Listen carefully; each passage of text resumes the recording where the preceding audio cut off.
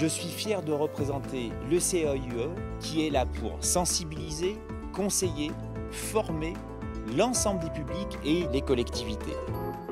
Un premier prix qui récompense un projet dans un site classé qui retrace plus de 2000 ans d'histoire. Les maîtres d'ouvrage, les architectes ont su magnifiquement relever ce défi en proposant un bâtiment de grande qualité architecturale, performant sur le plan environnemental et particulièrement bien intégré dans ce paysage unique et remarquable.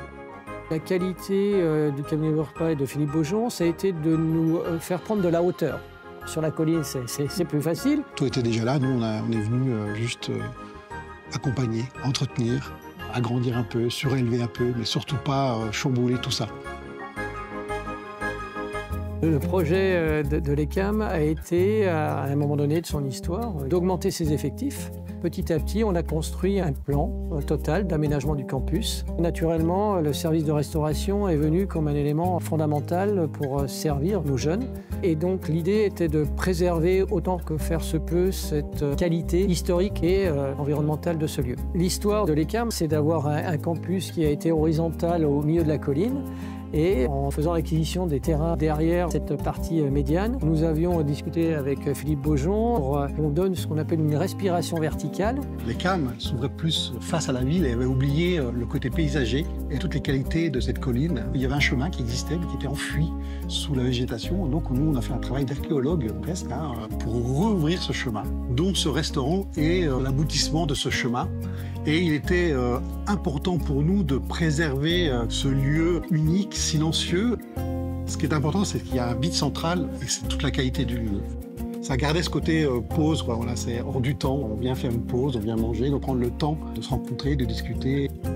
Quand on construit un bâtiment neuf, on essaye de raconter une nouvelle histoire, mais dans la continuité historique du fonctionnement et de la fabrication de ce lieu. Et il était évident qu'il fallait préserver ce grand vide, surtout pas l'abîmer, le construire, et venir l'accompagner. Et donc on s'est collé contre ce mur historique qui fait terrasse à l'esplanade de Fourvière, avec un bâtiment qui s'allonge le long de ce mur. Alors, ce bâtiment, il est simple. D'abord, on a conservé l'existant. Il y avait une petite construction des années 70, pas très belle, et donc il n'était pas question de démolir pour reconstruire. Par contre, on est venu l'agrandir par une construction en ossature bois, simple, légère. On est simplement venu poser sur le sol pour pas venir creuser des fondations. On est sur un site historique gallo-romain, donc avec une grande terrasse qui est légèrement surélevée, qui permet de faire des assises. Et puis, on a fait quelque chose de très évident, très lisible, avec des poteaux qui portent une structure. Et puis une dalle ouverte qu'on a végétalisée par rapport à l'esplanade qui domine. Et puis entre ces deux plans, un espace vitré, ouvert sur ce grand vide et surtout sur ce grand paysage incroyable. Je pense que c'est un des sites les plus complexes sur lequel on a eu l'occasion de travailler, avec toutes les contraintes environnementales, patrimoniales, réglementaires avec les réseaux. Et donc il a fallu mettre en place tout un processus de décision, de validation auprès de toutes les instances. Donc ça prend du temps, mais les projets sont mûris, ils sont bien décidés, ce qui permet d'aboutir à des projets simples, qu'on a l'impression qu'ils sont déjà là depuis longtemps.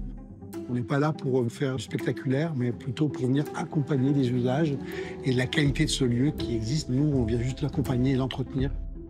Le fait de s'écouter, de se comprendre, de prendre le temps d'analyser, nous a permis, je pense, d'arriver à un bon compromis entre le côté architectural, fonctionnel et esthétique, et nous, l'exploitant, qui fait qu'aujourd'hui, on est très satisfait du résultat.